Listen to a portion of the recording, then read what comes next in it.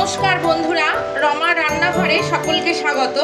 আজকে আমি যে রান্নাটা দেখাচ্ছি সেটা দেখুন, এটা নতুন কিছুই রান্না না, এটা সবাই আপনারা করতে পারেন, কিন্তু আমি যেভাবে করছি সেইভাবে আমি দেখাচ্ছি। পুঁই মিটুলির চচ্চড়ি করে দেখাচ্ছি। তা দেখুন আমি কি কি দিয়ে করছি। বেগুনটা দেখুন, আমি আধখানা বেগুন আমি এই কুচি কুচি করে কেটে নিয়েছি, আর এর মধ্যে আমি দুটো আলু মাঝারি সাইজের ডুমো ডুমো করে কেটেছি, আর এই কুচো কুচো করে 4টে সিম কুচিয়ে কেটে নিয়েছি। এই দিয়ে আমি এই দেখুন পুঁই মিটুলির চচ্চড়িটা আজকে আমি করে দেখাচ্ছি। আপনারা তো সবাই জানেন, কিন্তু আমি কিভাবে করছি সেইটা দেখাচ্ছি। দেখুন আমি কড়াই 3 টেবিল চামচ সর্ষের তেল দিয়েছি। আপনারা যদি কেউ মনে করেন তাহলে সাদা তেলেও করতে পারেন, তা আমি এটা সর্ষের তেলেই করেছি।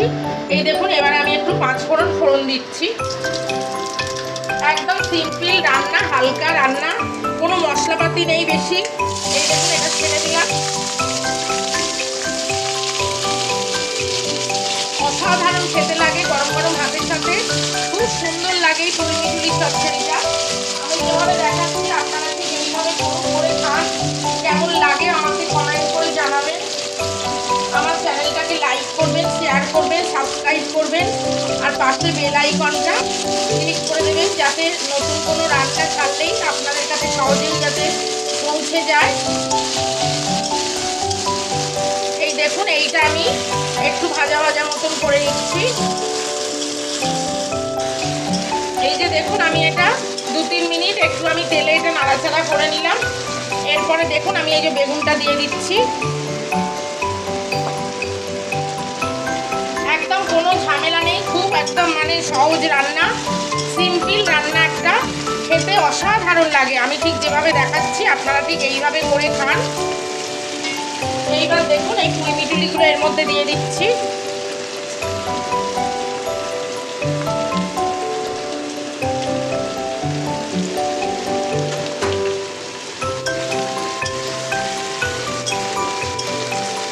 আমি এখানে একটা সর্ষের গুঁড়োর পাতা আমি অল্প করে 3 চামচ মতন আমি দেখুন একটু নুন দিয়ে এটা গুলে রেখেছি, এটা সবার লাস্টে দেব।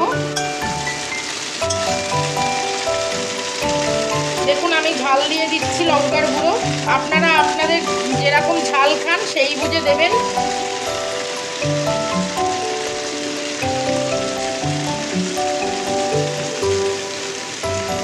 এই যে নুন দিয়ে দিলাম, হলুদ দিয়ে দিলাম, ব্যাস, আর এতে কিচ্ছু দেওয়ার নেই। এইবারে আমি একটু নাড়াচাড়া করে জল দিয়ে এটা ঢেকে বসিয়ে দেবো সেদ্ধ হওয়ার জন্য। অল্প করে জল দিলেই হয়ে যাবে।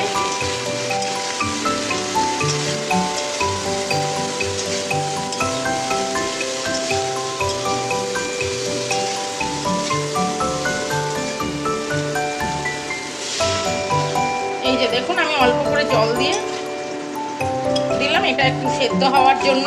এটা আমি একটা থালা দিয়ে ঢেকে দিচ্ছি, 5 মিনিট অপেক্ষা করব সেদ্ধ হওয়ার জন্য। দেখুন বন্ধুরা 5-6 মিনিট হয়ে গেল। আমি এই 5-6 মিনিট পর আমি আবার ফিরে এলাম রান্নায়। এই যে ঢাকনাটা খুলে নিচ্ছি। দেখুন জলটা অনেকটাই শুকিয়ে গেছে,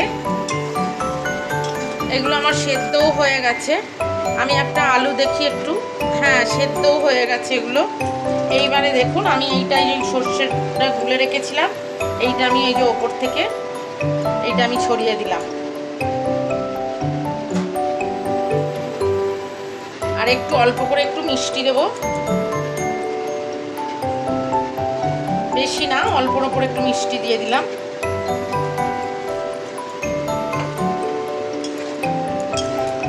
ব্যাস, এইবার এটা একটু শুকনো শুকনো হবে, নামিয়ে ফেলবো।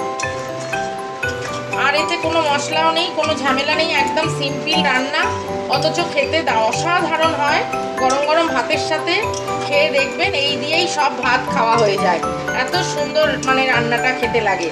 আপনারা একবার অন্তত করে এরমভাবে খেয়ে দেখুন কীরকম লাগে, আমায় কমেন্ট করে জানাবেন। আমার চ্যানেলটাকে লাইক করবেন, শেয়ার করবেন, সাবস্ক্রাইব করবেন, আর পাশে বেল আইকনটা ক্লিক করে দেবেন। আজ তাহলে এই পর্যন্ত, নমস্কার।